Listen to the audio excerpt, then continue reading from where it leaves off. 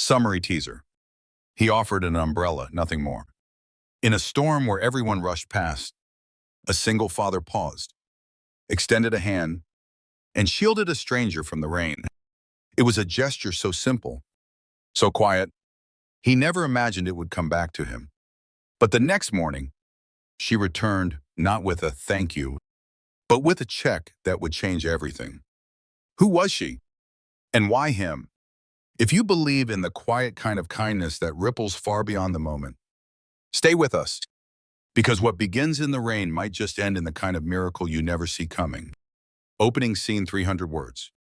The storm rolled in faster than the forecast promised. Clouds stacked like bruises across the sky. And within minutes, the quiet streets of Haven Creek were slick with wind-whipped rain. Cole Rayner tightened his grip on Nora's small hand as they hurried across the grocery store parking lot, their paper bag of essentials already leaking at the seams. His beat-up work boots splashed through shallow puddles, each step soaked and heavy, like the weight he carried every day. 7-year-old Nora skipped to keep up, her pink backpack bouncing behind her, too small to carry the load her father bore, too young to understand why there was always more month than money. Just as they reached their rusted pickup, she tugged on his jacket sleeve. "Daddy," she said, pointing. Why doesn't anyone help her? Across the lot, near the cart return, stood a woman drenched to the skin, her arms wrapped around herself like she was trying to disappear. No umbrella, no coat, just a soaked blouse, ruined heels, and the kind of look that said she'd been left out in more storms than just this one. Shoppers rushed past her, heads down, shielding themselves. Cole looked at Nora, then at the woman. He didn't have extra, not an extra jacket, not extra time, not an ounce of room for trouble. But he did have one thing, his umbrella, wedged behind the seat, half broken but still doing its job. He handed Nora the keys. "Hop in." "Sweet pea." Then he crossed the parking lot, boots squelching with every step. "Ma'am," he said, voice raised above the wind, "you look like you could use this more than I do." He held out the umbrella. She looked up slowly, and in that moment, with thunder cracking overhead, something in both of their lives began to shift. The woman blinked through the downpour, mascara tracing faint lines down her cheeks, eyes wide like she wasn't sure if Cole was real or just a kindness conjured by desperation. She hesitated before reaching for the umbrella, her fingers brushing his. "Thank you," she said softly, her voice nearly swallowed by the rain. Cole nodded, already turning to head back to his truck. He didn't ask for her name, didn't expect anything.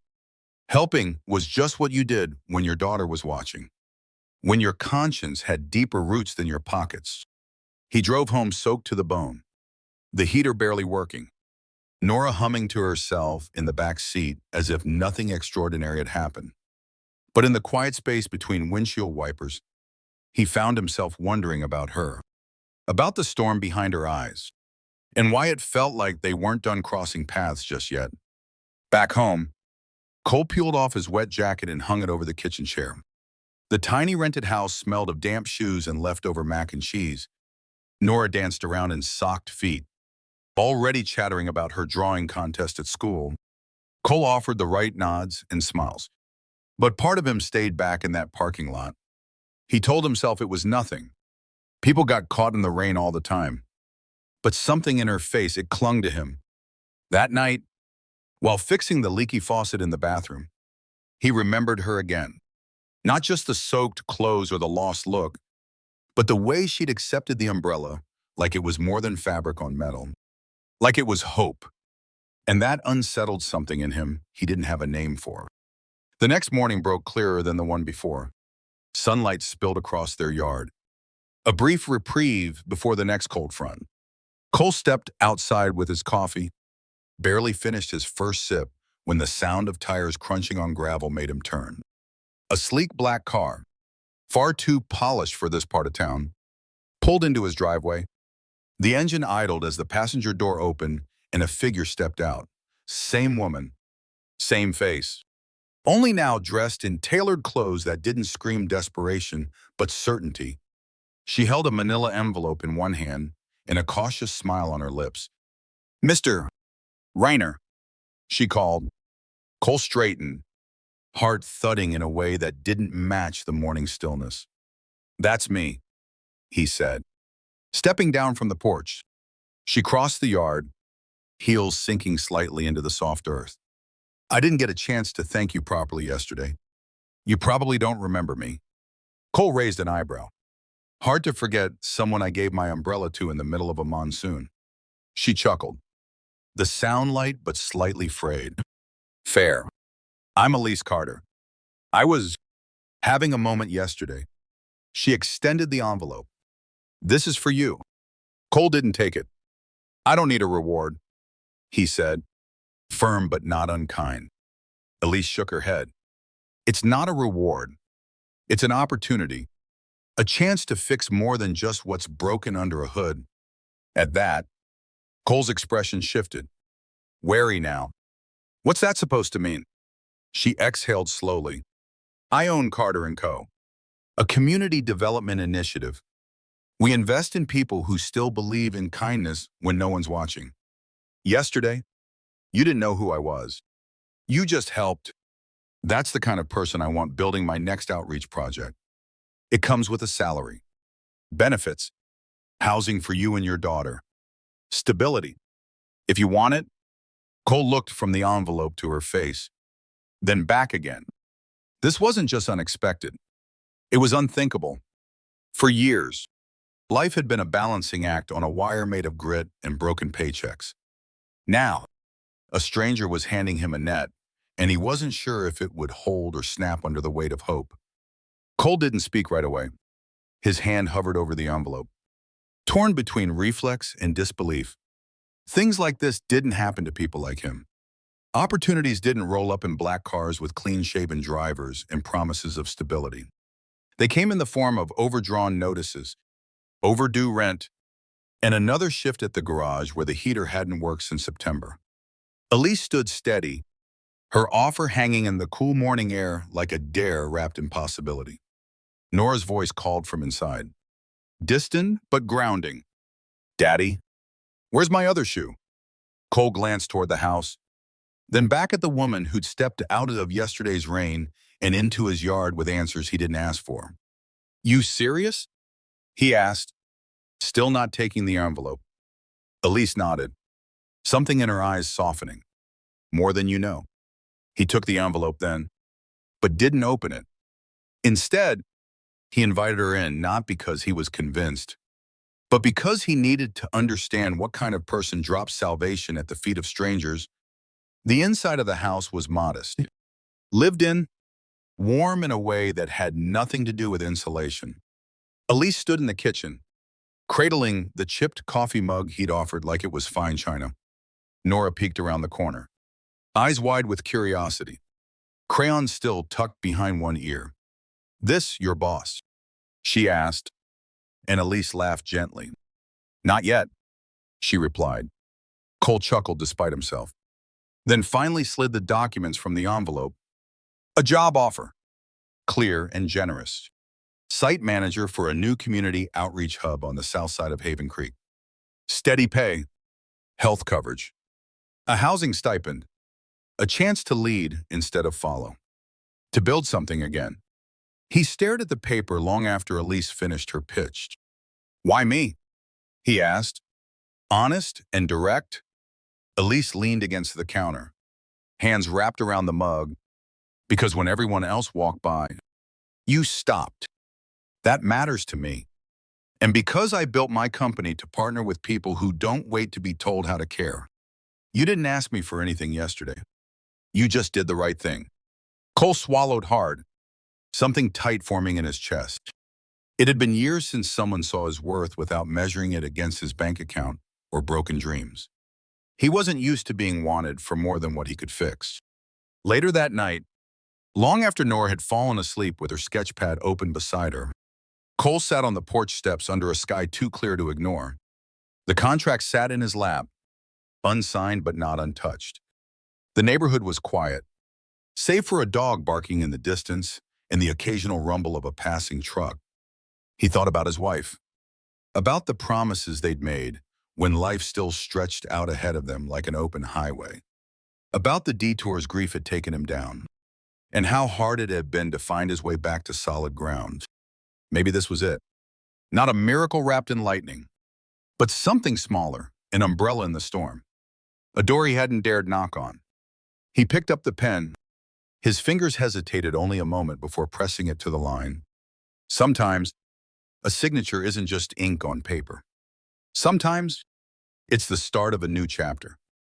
And sometimes, it's the first step out of survival and into something that looks an awful lot like hope.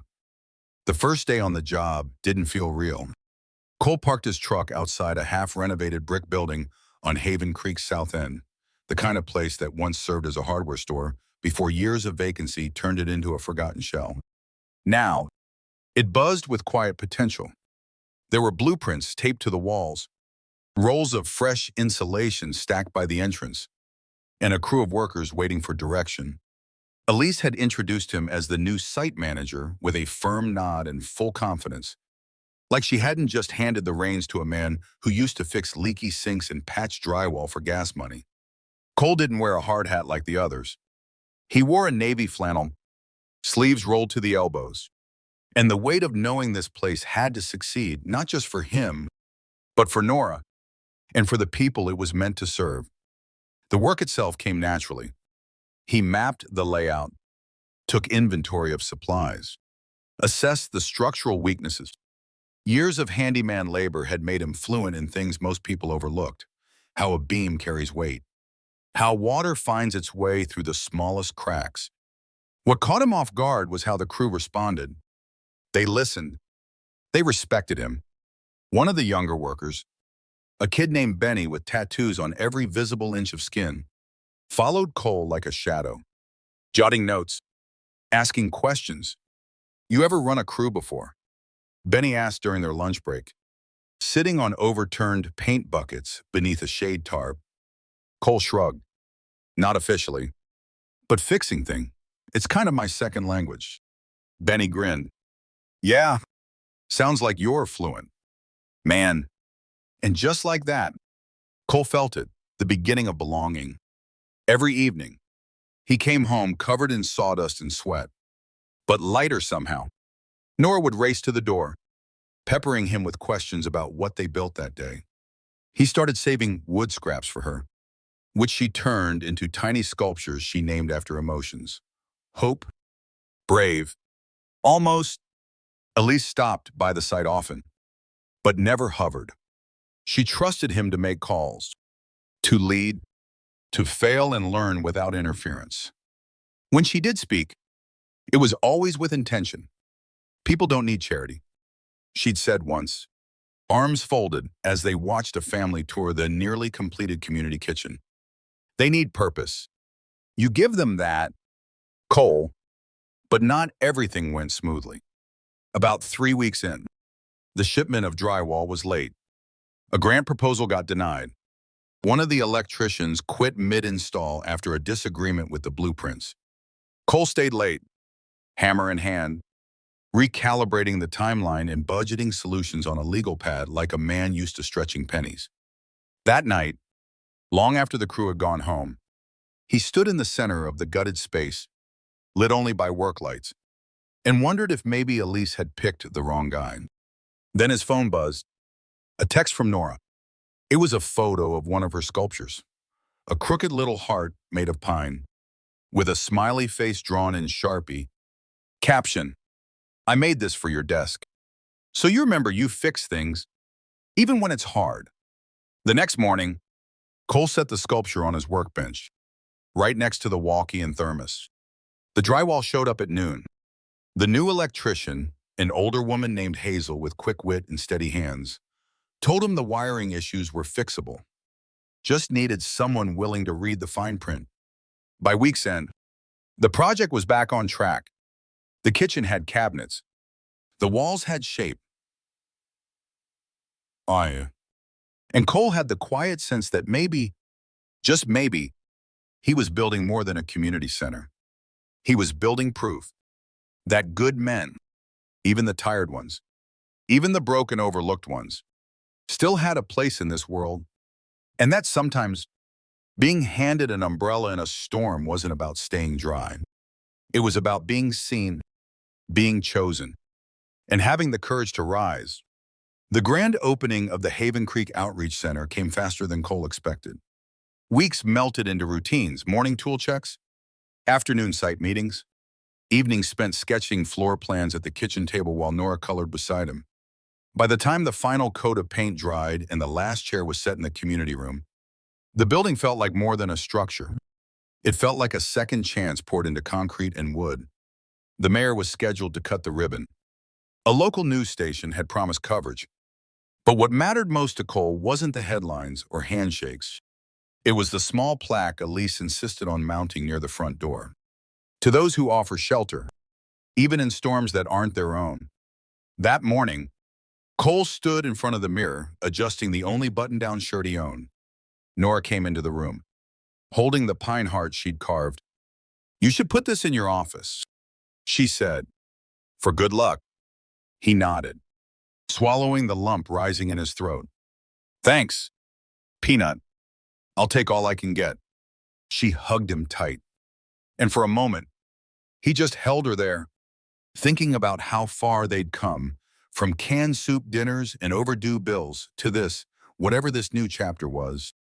The event was everything Elise promised it would be. Music from a local string quartet. Tables of homemade food brought in by families the center was meant to serve. And a crowd thick with curious neighbors and hopeful volunteers. Cole shook more hands than he could count, each one a reminder that he wasn't invisible anymore. When Elise took the mic to speak, her words were clear and purposeful. "This place isn't about charity," she said, her voice caring. "It's about dignity. It's about the power of ordinary people doing extraordinary things. And one of those people is standing right here with us. A man who didn't just build walls, he built trust. Cole Rayner, would you come up here for a moment?" He didn't want to, not because he was shy, but because the moment felt too big, too shiny for someone used to slipping through unnoticed. But Nora's beaming face pulled him forward. And when he stood beside Elise, the applause was real. Not polite, not staged, just genuine. He cleared his throat. "I didn't do this alone." He began. "All I did was show up. Every day. That's something I learned from my daughter. She shows up for me even when things get hard." And Elise, he glanced at her. "Thank you for seeing something in me before I saw it in myself." That night, the center's lights glowed well past sunset, laughter echoing from the rec hall, music drifting from open windows. Cole sat on the front steps, tie loosened, jacket folded beside him. Elise joined him, carrying 2 cups of cider. "You handled that stage like a pro," she said. He chuckled. "I'd rather face a broken water main than a microphone." She smiled. "You have no idea how many people needed to hear what you said today." He looked out at the parking lot, where families still lingered. "I'm starting to think I needed to hear it too." They sat in companionable silence, the kind that doesn't need filling. Then Elise spoke again, softer this time. "You know, I wasn't just in town for business that day in the rain. I was coming back here to see if the town still had space for something real, something lasting." Cole turned to her. "And did it?" She met his eyes. "It does now." In that moment, something shifted. Not dramatic, not cinematic, just 2 people sharing warmth on a cool night. The distance between them not just closing, but beginning to disappear. And maybe that was the quiet miracle in all this. That from a borrowed umbrella in a storm, they'd built something neither of them saw coming. A home, not defined by walls, but by the people who'd walk through them, looking for shelter and finding it. The weeks after the grand opening didn't slow down. If anything, they sped up, carrying Cole into a rhythm he hadn't known he missed. The outreach center became the heartbeat of Haven Creek. Parents came for job counseling, teens for tutoring, seniors for coffee and chess in the sunlit atrium. Cole oversaw it all: repairs, schedules, logistics, and somehow people started calling him Mr. Rayner. He never got used to it. He still fixed leaky faucets and rewired light switches when needed.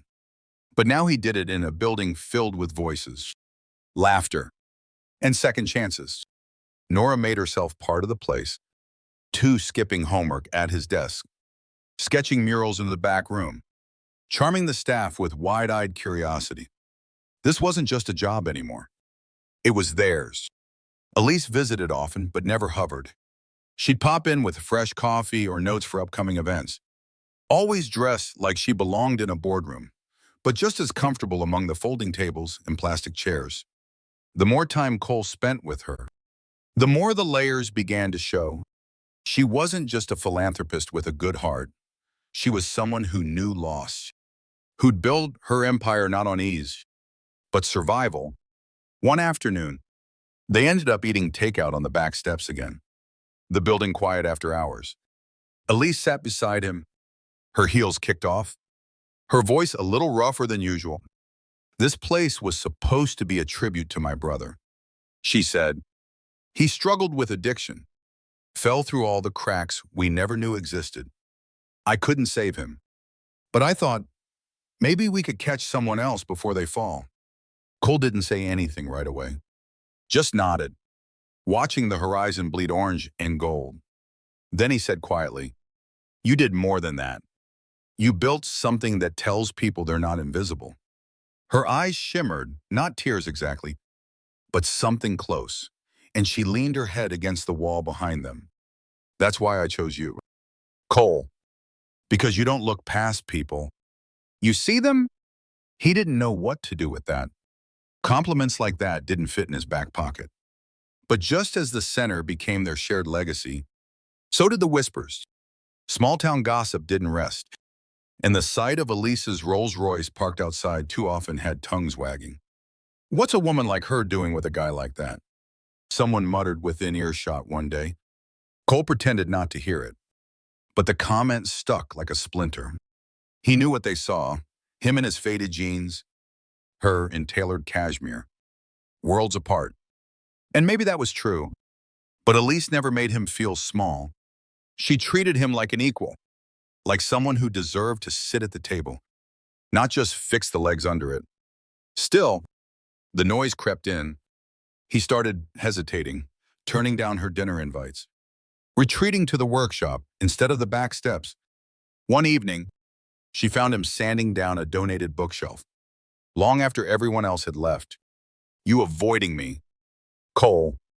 she asked, arms crossed but not angry. He didn't look up. "Just busy." She stepped closer. "You've been busy since Tuesday. Did I do something wrong?" He sighed, finally meeting her gaze. "No, it's not you. It's me, not knowing what's real and what's charity. I'm not used to being chosen, Elise, especially not by someone like you." Her expression didn't falter. If anything, it softened. "Then let me be clear," she said, voice low but unwavering. "I didn't give you this job out of pity. I didn't spend time here to make myself feel better. I'm here because I see something real in you. And I don't give a damn what the town says." The silence between them stretched, not empty, but full of unspoken truths. Then, slowly, Cole reached for her hand, rough palm against delicate fingers. "Okay," he said, "then let's figure out what this is. Together." And in that quiet, with the smell of sawdust thick in the air and the building humming with the day's memories, a new kind of foundation settled between them, not built from blueprints, but trust, respect, and the belief that maybe, just maybe, they were writing a story worth finishing together. Spring came early that year. The snow melted fast, giving way to muddy sidewalks and cherry blossoms blooming like soft confessions on every tree-lined street. The outreach center was buzzing with energy. Grant money had finally come through for the garden project, and Nora had taken it upon herself to name every seed packet like they were pets. Cole spent mornings building raised beds with local volunteers and afternoons mentoring a group of high school boys who'd rather swing hammers than sit in algebra. Life was full, but not heavy. For the first time in years, he didn't wake up dreading the weight of the day. His relationship with Elise unfolded much the same way, slow. Sure, without a label, but with plenty of quiet moments that said more than words. She didn't push. He didn't run. Most nights, they ended up on those back steps again, sharing stories, silence, and sometimes just the comfort of being near someone who got it. Nora, ever perceptive, had stopped asking if Elise was staying for dinner and started setting an extra plate without comment. It wasn't dramatic. It was honest. Easy. And in Cole's world, ease was something he'd learned to trust more than spark. One weekend, Elise brought over a photo album worn, leather-bound, the kind you don't leave out on coffee tables. Inside were pictures of her childhood, her brother, the house they grew up in before the world turned cruel. She didn't say much while Cole flipped through the pages, just rested her head on his shoulder. When he finally closed it, he didn't speak either. He just reached for her hand. That was how they operated, not in declarations, but in presence, in gestures that said, "I'm here and I see you." But even the strongest foundations need maintenance. And one night, while discussing long-term plans for the center, a disagreement surfaced. Elise suggested franchising the model, expanding into neighboring towns with similar blueprints. Cole hesitated. If we go too big, we lose what makes it work. He said, this place isn't about systems. It's about people.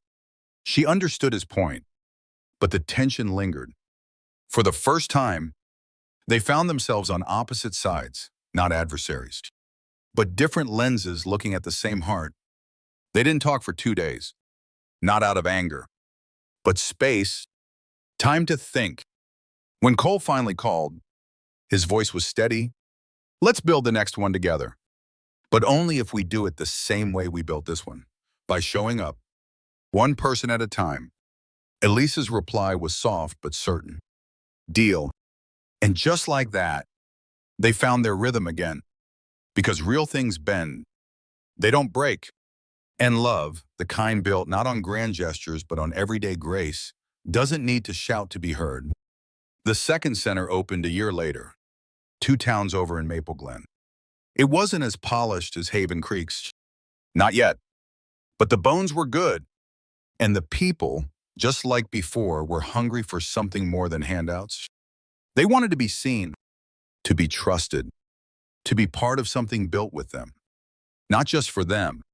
Cole stood on the front porch of the new space, paint on his jeans, hammer in one hand, and Nora perched beside him, swinging her legs and humming to herself. Elise came up the drive with 2 coffees and a smile that still made his chest feel like it wasn't built wide enough to hold it all. This time, there was no ribbon cutting, no camera crews, just volunteers filing in with tool belts and ideas, just neighbors bringing casseroles and extra lumber, just Elise and Cole, side by side, building again, not from scratch, but from faith, from everything they'd learned about what mattered, connection over perfection, roots over reach, people over pride.